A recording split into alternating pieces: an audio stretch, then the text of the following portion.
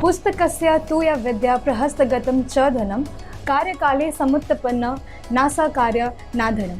अर्थात जो विद्या किताब में रखी रहती है या जो धन दूसरे को दे दिया जाता है वो ज़रूरत पड़ने पर काम नहीं आते। नमस्कार, मैं अंजलि गुप्ता, आप देख रहे हैं नेशन लिंक।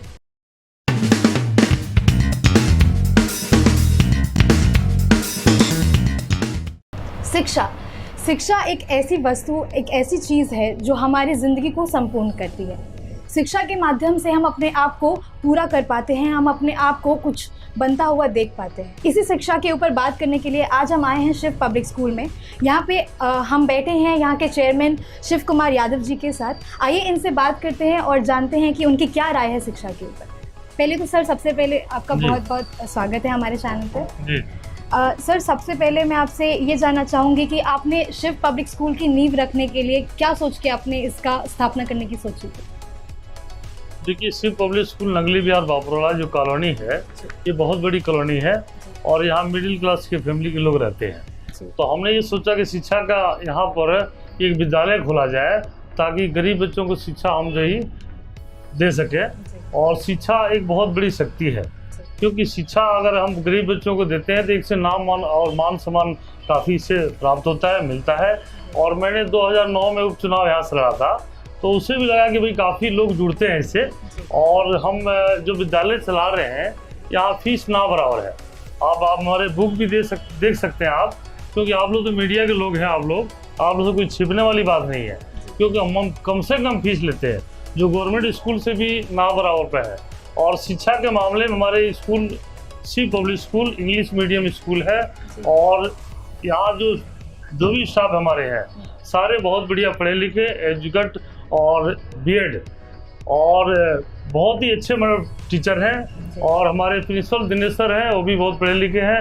और हम जो बच्चों को शिक्षा दे रहे हैं, जो कमज़ोर बच्चे हैं, उनको अलग से एक्स्ट्रा क्लास भी देते हैं और अलग से पढ़ाते हैं। अभी स्कूल में हमारी छुट्टियाँ चल रही है, लेकिन फिर भी हम कुछ बच्चे जो कमज़ोर वर्ग के बच्चे हैं, जो कमज़ोर हैं, उनको अलग से क्लास दे रहे हैं और बुला भी रहे हैं।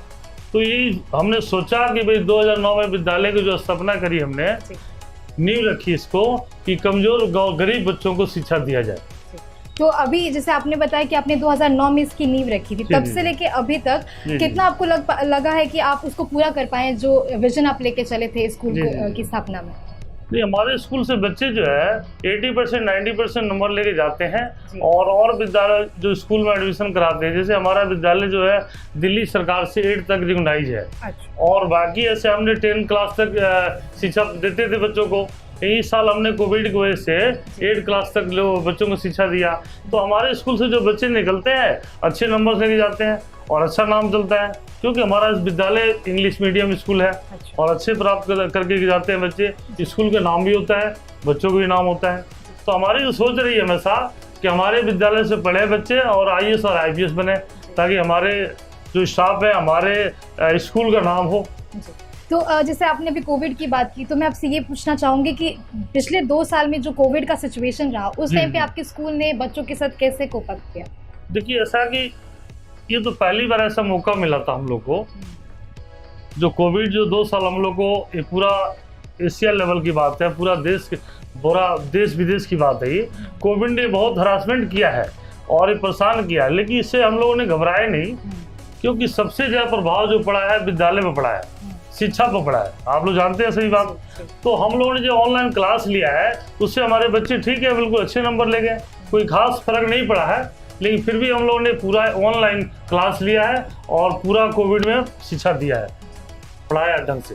तो एक आखिरी सवाल मैं आपसे लूँगी कि आपने शिक्षा को बेहतर करने के लिए अपने स्कूल में क्या तरीके अपनाए, किस तरीके से बच्चों को और इतना इंटरैक्ट किया कि वो और अच्छे से पढ़ सके? देखिए, शिक्षा का तो एक कोविड की बात करते हैं आप, तो कोविड में तो देखिए बहुत से गरीब मिडिल क्लास की फैमिली थे, उनके पास मोबाइल नहीं था। लेकिन कुछ हमने कहा कि भाई आपके पास मोबाइल नहीं है, कैमरे वाला मोबाइल लीजिए। हमने उनको दिलाया भी कुछ लोगों को, कुछ स्कूल की तरफ से करके स्कूल में भी कुछ मोबाइल खरीदा हमने, कुछ कंप्यूटर भी लिया हमने। और उसके माध्यम से हमने बेहतर शिक्षा देने के लिए कोविड में बेहतर उनको ऑनलाइन पढ़ाई कराया। और आगे भी कोशिश रहेगा कि अच्छे से अच्छे शिक्षा प्राप्त करें बच्चे हमारे, और ताकि हमारा भी नाम हो, स्कूल का भी नाम हो और क्षेत्र का विकास हो। तो बहुत बहुत शुक्रिया सर हमारे साथ जुड़ने के लिए, हमसे शिक्षा के ऊपर बात करने के लिए। जी धन्यवाद।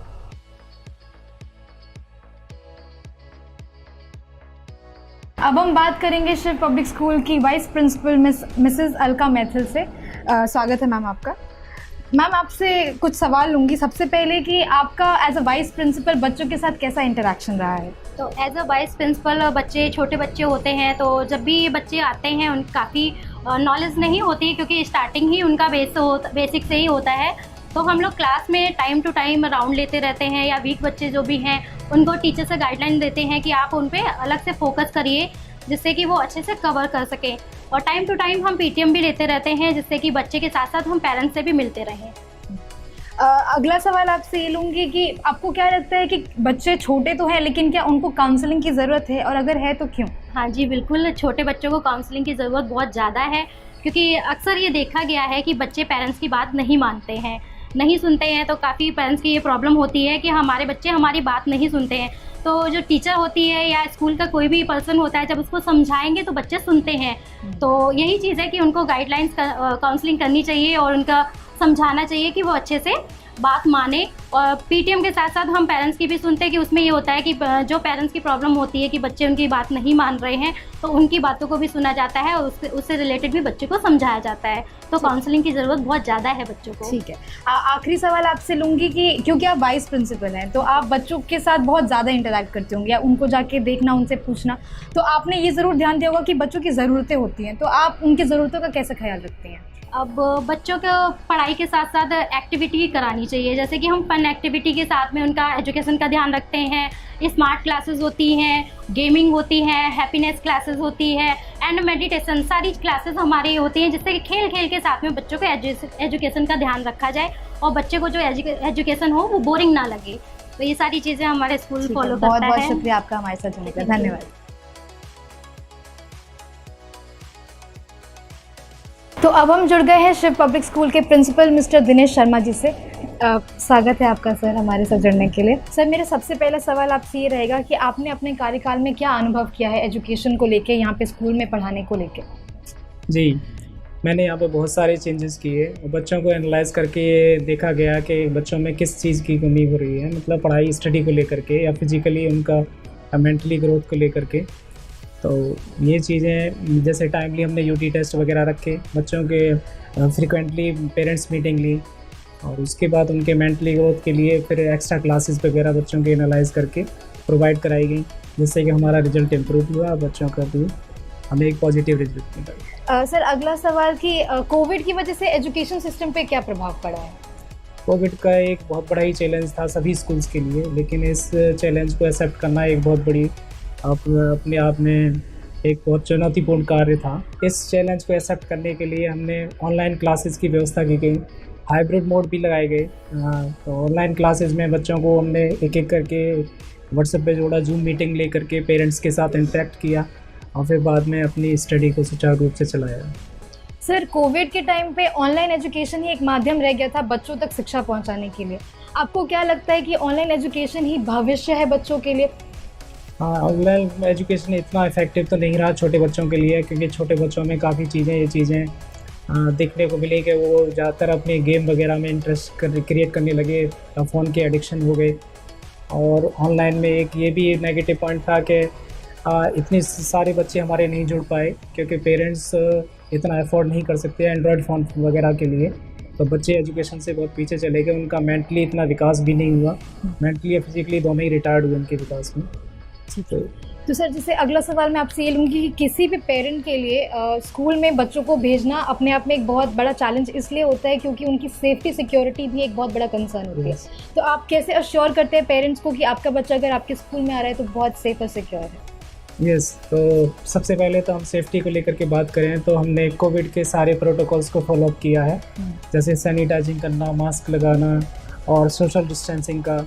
और जब स्कूल डिस्पर्सल का टाइम होता है, बच्चों के जाने का समय होता है, तो टीचर्स की ड्यूटी लगा करके उनकी सिक्योरिटी के लिए केवल पेरेंट्स को ही हैंड ओवर करना बच्चों को।